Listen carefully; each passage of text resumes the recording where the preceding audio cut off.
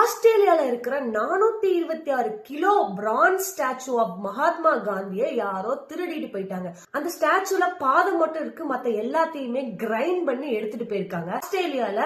Australia India community சென்டருக்கு முன்னாடி இருந்த காந்தி ஸ்டாச்சுவை காணோம். இந்த காந்தி ஸ்டாச்சுவை கிஃப்ட் பண்ணிருக்காங்க யாருன்னா Indian council for cultural relation அப்படிங்கிற ஒரு கவுன்சில் ஆஸ்திரேலியாவுக்கு கிஃப்ட் பண்ணிருக்காங்க.